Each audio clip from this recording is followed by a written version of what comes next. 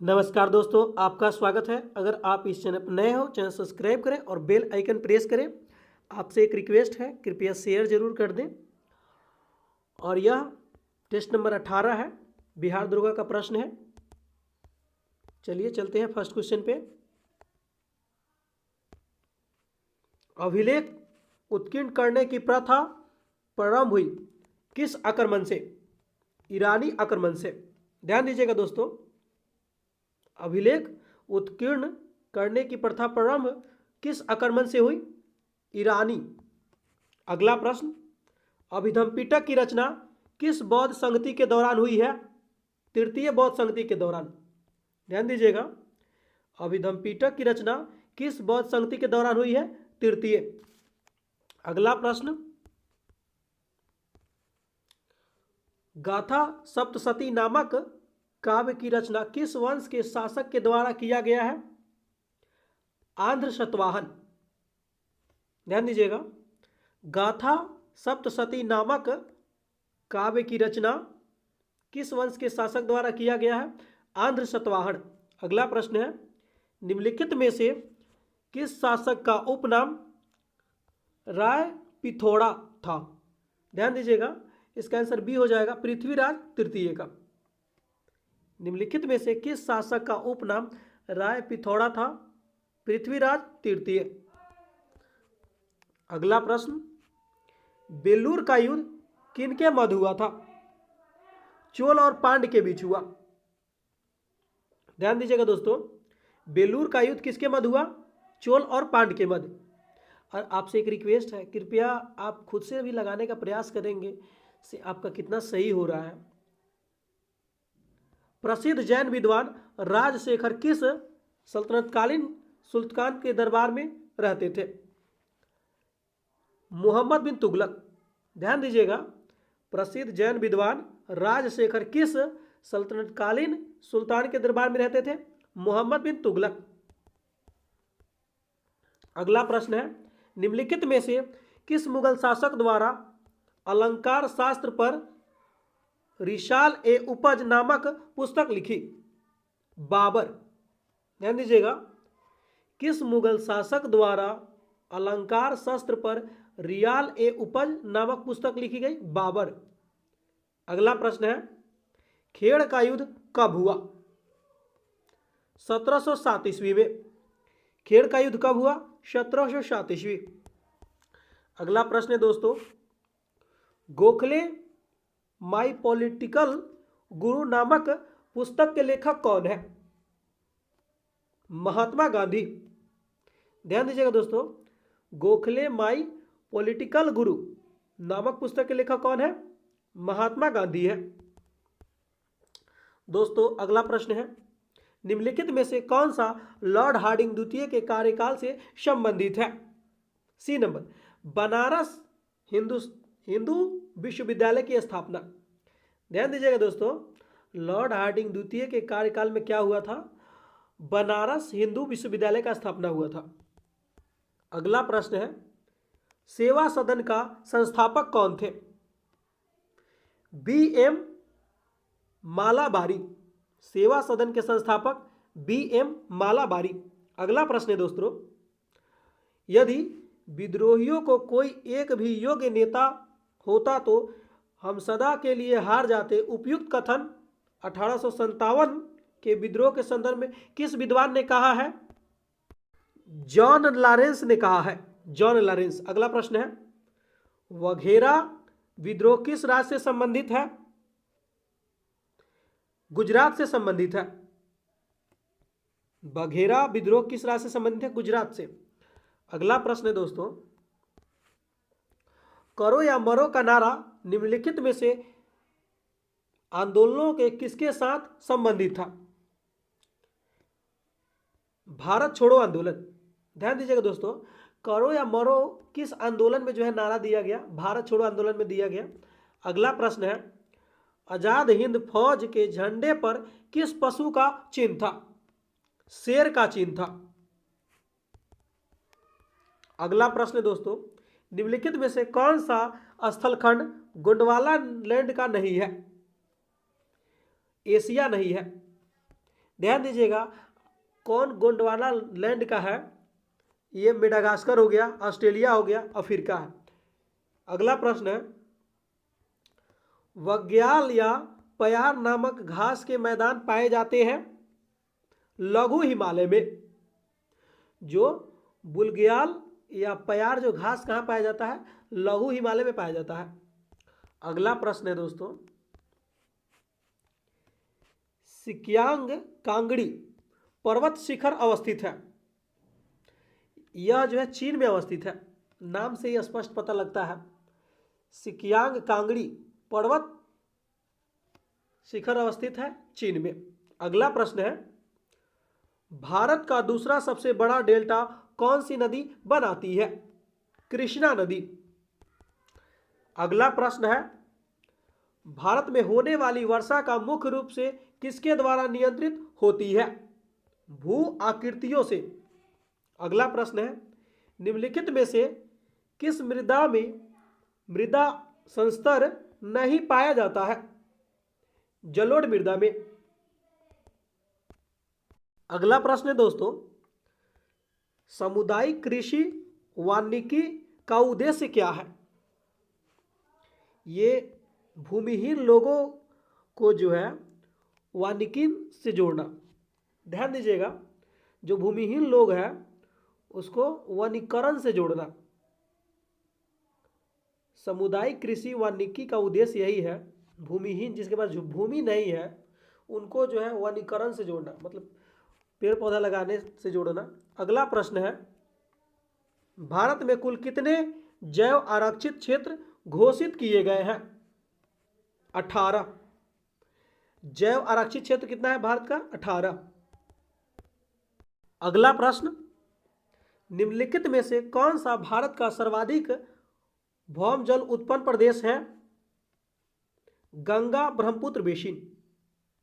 प्रश्न यह है दोस्तों, भारत का सर्वाधिक भौम जल संपन्न प्रदेश कौन है? जो संपन्न है जल से, गंगा ब्रह्मपुत्र बेसिन जो है। अगला प्रश्न है, रत्नागिरी लौह अयस्क उत्पादन क्षेत्र अवस्थित है, कहाँ पे है? महाराष्ट्र में है। रत्नागिरी कहाँ है? महाराष्ट्र में। अगला प्रश्न, शक्ति स्थल सौर पार्क जो विश्व का दूसरा सबसे बड़ा सौर पार्क है, भारत के किस प्रांत में अवस्थित है? कर्नाटक में है। अगला प्रश्न है, निम्नलिखित में से कौन सा सुमेलित नहीं है? यहाँ पे सी जो है सुमेलित नहीं है। चलिए देखते हैं क्या सुमेलित है। सीमेंट उद्योग जो है कहाँ पे है? पुरंदर में है, ये बात सत्य है। पेट्रो रसायन नागथेन में है। अगला है, लोहा एवं इस्पात राउरकेला में है। अगला प्रश्न, तानसा अभयारण्य किस राज्य में अवस्थित है? महाराष्ट्र में है। तानसा अभयारण्य कहाँ है? महाराष्ट्र में। अगला है, दिमारा जनजाति किस राज्य में निवास करती है? असम में। अगला है, काठी लोक नृत्य का संबंध किस राज्य से है? पश्चिम बंगाल। अगला प्रश्न, निम्नलिखित में से किस अधिनियम के तहत बंगाल के गवर्नर जनरल परिषद एवं सर्वोच्च न्यायालय के बीच संबंधों का सीमांकन किया गया है? Act of settlement 1781। मतलब ये पढ़ने से भी पता लग रहा है। जैसे देखिए, किस अधिनियम के तहत बंगाल के गवर्नर जनरल परिषद एवं सर्वोच्च न्यायालय के बीच जो है संबंध का सीमांकन किया गया था? Act of settlement 1781। अगला प्रश्न, संघ एवं राज्य के बीच शक्ति का विभाजन संबंधी प्रावधान किस देश से लिया गया है? कनाडा से लिया गया है। ध्यान दीजिएगा, संघ एवं राज्य के बीच शक्ति का विभाजन संबंधी प्रावधान किस देश से लिया गया है? कनाडा। अगला प्रश्न है, भारत के संविधान के उद्देशिका के संबंध में निम्नलिखित में से कौन सा कथन सही नहीं है? डी नंबर, शब्द अखंडता सदैव उद्देशिका का ही एक अंश है। अगला नंबर, 1953 के राज्य पुनर्गठन आयोग में कौन शामिल थे? ये सी नंबर। न्यायमूर्ति फजल अली, हृदयनाथ कोंजूरू और के.एम. पनिक्कर, ये सब शामिल थे 1853 के जो राज्य पुनर्गठन आयोग था उसमें। अगला प्रश्न है, वर्तमान समय में राष्ट्रीय नागरिक रजिस्टर एनआरसी को किस राज्य में उद्यतनीकरण किया जा रहा है? ध्यान दीजिएगा दोस्तों, यह असम में अभी किया जा रहा है। जो एनआरसी है किस राज्य में मतलब लागू किया जा रहा है? असम में। अगला प्रश्न, सर्वोच्च न्यायालय के किस अनुच्छेद के तहत विधि के शासन को ही संविधान का मूल तत्व माना है और इसे संशोधन द्वारा समाप्त नहीं किया जा सकता? अनुच्छेद 14 को, अनुच्छेद 14 को समाप्त नहीं किया जा सकता। अगला है, राज्य के नीति निर्देशक तत्वों के संदर्भ में निम्नलिखित कथनों पर विचार कीजिए। इसका दोस्तों हो जाएगा डी, इसमें से कोई जो है सत्य नहीं है। चलिए चलते हैं अगले प्रश्न पे। राष्ट्रपति के निर्वाचन के संदर्भ में निम्नलिखित कथनों पर विचार कीजिए। इसका आंसर ए हो जाएगा, केवल एक सही है। ध्यान दीजिएगा, देखिए क्या सही है। राष्ट्रपति के निर्वाचन के संदर्भ में है, इसका निर्वाचन सभी निर्वाचित संसद सदस्यों और विधान सभा सदस्यों से मिलकर बने निर्वाचक मंडल द्वारा होता है।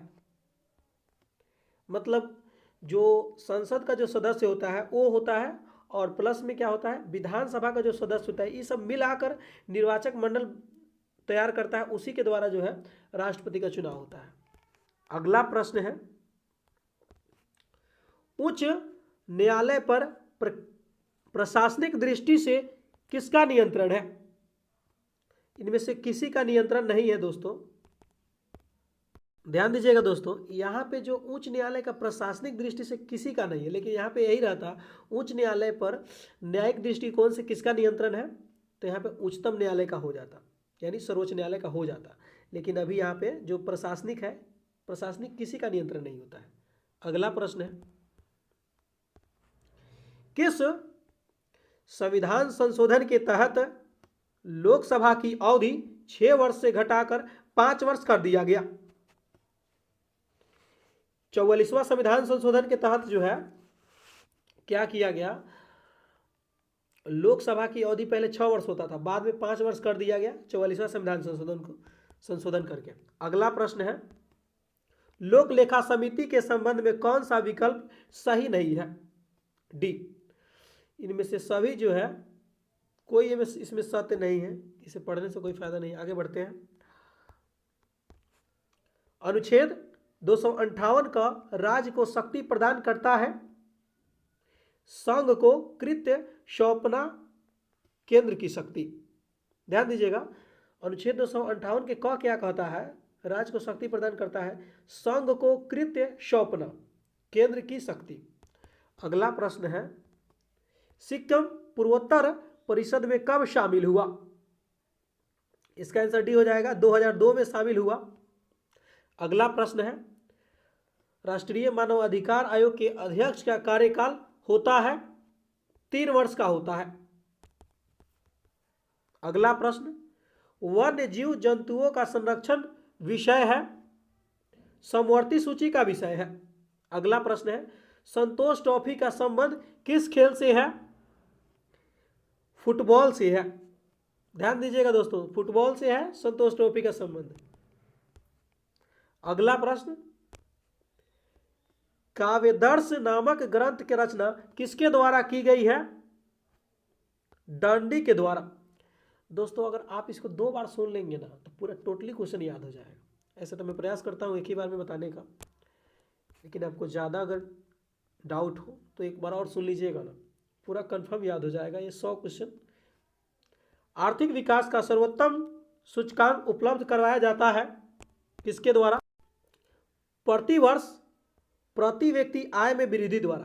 ध्यान दीजिएगा, आर्थिक विकास कैसे मापते हैं? ये जो है प्रति व्यक्ति जो है आय वृद्धि होता है, उसी को आर्थिक विकास कहते हैं।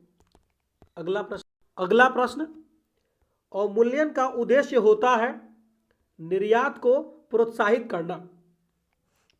अगला प्रश्न है दोस्तों, भूमि विकास बैंक का कार्य क्या है?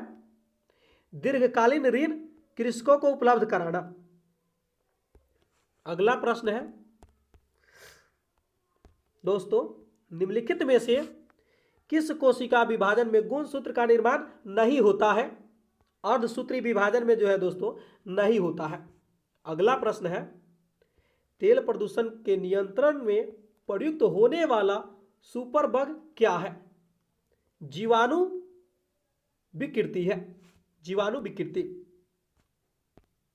अगला प्रश्न, कैक्टस में सूल किसका रूपांतरण है? पत्ते का। ध्यान दीजिएगा, कैक्टस में सूल किसका रूपांतरण है? पत्ता का रूपांतरण है। बैगन किस कुल का पौधा है? सोलेनेसी। अगला प्रश्न है, हिरण का वैज्ञानिक नाम क्या है? सर्वर्स एलाफस। ध्यान दीजिएगा, हिरण का वैज्ञानिक नाम सर्वर्स एलाफस। अगला प्रश्न है, छोटी आंत का अग्रभाग क्या कहलाता है? ग्रहणी। छोटी आंत का अगला भाग ग्रहणी कहलाता है, लेकिन पूछ लेगा यहां पे छोटी आंत का पिछला भाग क्या कहलाता है? इलियम कहलाता है। अगला नंबर, एंजाइम का निर्माण स्थल है कोशिका द्रव में। एंजाइम का निर्माण स्थल कहां है? कोशिका द्रव में है। अगला प्रश्न है, फुफ्फुस धमनी की उत्पत्ति होती है दाएं नीले में। दाएं नीले। अगला प्रश्न है, मेटाटार्स अस्थि पाई जाती है, ध्यान दीजिएगा दोस्तों, तलवा में पाई जाती है। जो मेटाटार्सल्स जो अस्थि पाई जाती है तलवा में पाई जाती है। अगला प्रश्न है दोस्तों, गुआनिन उत्सर्जित पदार्थ निम्न में से किसके शरीर से उत्सर्जित होता है? मकड़ी के। अगला प्रश्न है, निम्नलिखित में से कौन सा सदिश राशि नहीं है? ए कार्य। ध्यान दीजिएगा, एक यहाँ पे ट्रिक है, सदिश जिसमें होगा ना उसमें व आएगा, जैसे विस्थापन हो गया, वेग हो गया, त्वरण हो गया, इस सब में और सदिश राशि में व आएगा, ये ध्यान दीजिएगा। और एक ट्रिक है, ध्यान दीजिएगा। अगला प्रश्न है, धारा घनत्व का एसआई मात्रक एम्पियर प्रति मीटर स्क्वायर। एम्पियर प्रति मीटर स्क्वायर। अगला नंबर, निम्नलिखित में कौन सा विभवांतर मापने का यंत्र है? Electron meter. विभवांतर को मापा जाता है इलेक्ट्रॉन मीटर से। अगला प्रश्न, समुद्र तल पर एक वायुमंडलीय दाब का मान कितना पास्कल होता है? ध्यान दीजिएगा दोस्तों, 1.013 गुने 10 के पावर 5 होता है। इसको सिंपल सा याद रखिएगा, समुद्र तल पर एक वायुमंडलीय दाब का मान 1.013 गुने 10 के पावर 5 होता है। अगला,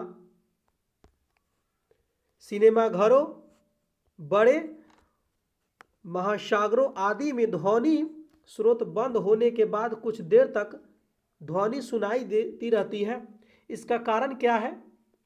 इसका कारण है अनुर्गन। अनुर्णन नाम है दोस्तों, अनुर्णन नाम के कारण होती है। ध्यान दीजिएगा, सिनेमाघरों यानी सिनेमाघर हो, बड़ा घर हो, उसमें आप बोलते हैं तो प्रति मतलब देर तक सुनाई देता है। या जो सभाघरों है, मतलब बड़ा सा कोई भी घर आप बोलते हैं तो उसमें डबल सुनाई देता है, और बोलने के बाद थोड़ा देर सुनाई देता है। किस कारण सुनाई देता है? अनुर्णन। अगला, जब बर्फ पिघलती है तो उसका आयतन पर क्या प्रभाव पड़ता है? बढ़ता है। अगला, प्रकाश संश्लेषण की क्रिया में ऊर्जा का रूपांतरण किस प्रकार होता है? प्रकाश ऊर्जा का रासायनिक ऊर्जा में रूपांतरण हो जाता है। अगला प्रश्न है, परम शून्य ताप पर अर्धचालकों में विद्युत प्रतिरोध कितना होता है? अनंत होता है। अगला प्रश्न है, मानव शरीर में विद्युत प्रतिरोध होता है 10 के पावर 6 ओम होता है। अगला प्रश्न है, वायुयान किस सिद्धांत पर कार्य करते हैं? बर्नौली के तरल गति विज्ञान सिद्धांत पे।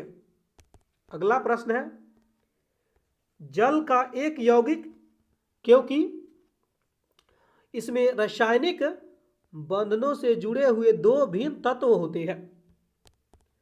अगला प्रश्न है, न्यूक्लियस का द्रव्यमान संख्या क्या है? सदा उसके परमाणु क्रमांक से अधिक होता है। अगला प्रश्न है, निम्नलिखित में से किस किरण का आयतन क्षमता सबसे अधिक होती है? ए किरणें की। यहां पे आयतन क्षमता पूछ रहा है, ए किरणें, अल्फा किरण की। मीथेन अणु में क्या होता है? एक संयोजक बंधन होता है। मीथेन अणु में एक संयोजक बंधन है। अगला प्रश्न है, ऑक्सीजन वह प्रक्रिया है जिसमें तत्व की संयोजकता क्या होती है? बढ़ जाती है। अगला प्रश्न मिलान करने वाला है, चलिए देखते हैं। ध्यान दीजिएगा दोस्तों, सामान्य लवण बेरियम क्लोराइड है। अम्लीय लवण सोडियम बाइकार्बोनेट है। अम्लीय लवण क्या है? सोडियम बाइकार्बोनेट है। क्षारीय लवण फेरिक हाइड्रोक्साइड है। द्विक लवण फिटकिरी है, इसको एलम भी बोलते हैं। अगला प्रश्न है, प्रोड्यूसर गैस का मिश्रण है, यह जो है CO+N2 का मिश्रण है। अगला प्रश्न है, एल्बेस्टोस किससे बनती है? कैल्शियम और मैग्नीशियम से। अगला प्रश्न है, लेड संचायक बैटरी में अवशोषित होने का क्या होता है? सल्फ्यूरिक अम्ल का खपत होता है।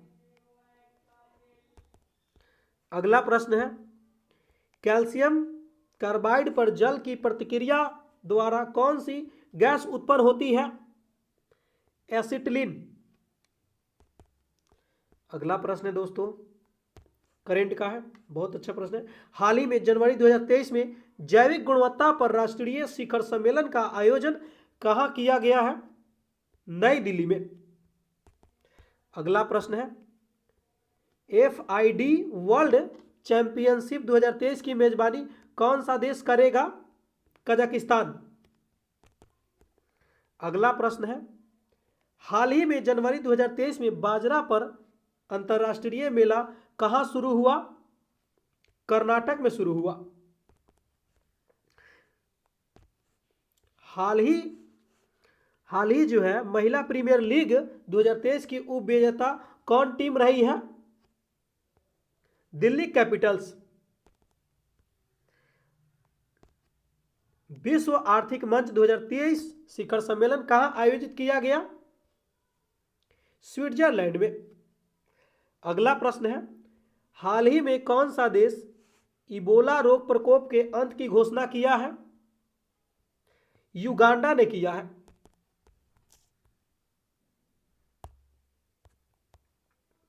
अगला प्रश्न है, किस संस्थान द्वारा भारत का सबसे बड़ा छात्र संचालित उत्सव सारंग को शुरू किया है? IIT मद्रास ने शुरू किया है। सारंग आए तो IIT मद्रास मारना है। अगला प्रश्न है, प्रवासी भारतीय सम्मान पुरस्कार 2023 किसे सम्मानित किया गया है? थिरु एम नेसेदन। अगला प्रश्न, पर्यावरण प्रदर्शन सूचकांक 2022 में प्रथम स्थान डेनमार्क को मिला है, इसमें भारत का स्थान कौन सा है? 180वां स्थान है। अगला प्रश्न, उदार शक्ति अभ्यास 2022 भारत और किन देशों के बीच संपन्न हुआ है? मलेशिया के बीच हुआ है उदार शक्ति। हाल ही में फैन कोड के ब्रांड एम्बेसडर कौन बने हैं? रवि शास्त्री। हाल ही के दिनों में चेरचेरा महोत्सव का आयोजन कहां किया गया है? छत्तीसगढ़ में। अगला प्रश्न है, निम्नलिखित में से कौन सा इसरो का सूर्य मिशन है? आदित्य L1। अगला प्रश्न है दोस्तों, विश्व मधुमेह दिवस किस तिथि को मनाया जाता है? 14 नवंबर को। अगला प्रश्न है, भारत सरकार द्वारा शून्य कार्बन उत्सर्जन का लक्ष्य कब तक है? 2070 तक है। अगला प्रश्न है दोस्तों, आप इसको लगा लीजिएगा, इसका आंसर हो जाएगा 96 नंबर का बी हो जाएगा 135। लगाइएगा दोस्तों, काफ़ी अच्छा प्रश्न है, इसको भी आप लगाइएगा, क्या कि दरोगा बनना है तो लगाना पड़ेगा। 15% इसका हो जाएगा, और इसका भी, और इसका PDF में डिस्क्रिप्शन में लिंक है, वहाँ पे मिल जाएगा आपको। और इसका हो जाएगा 98 का सी हो जाएगा, और 99 का हो जाएगा दोस्तों यहाँ पे इसका डी हो जाएगा। अगला प्रश्न है दोस्तों, इसका हो जाएगा आपको सी हो जाएगा, और लगाइएगा ज़रूर दोस्तों वीडियो को रोक के, और टेलीग्राम में आपको ये PDF मिल जाएगा, मैं डिस्क्रिप्शन में डाल दूंगा, और आंसर यहीं पे मिलेगा।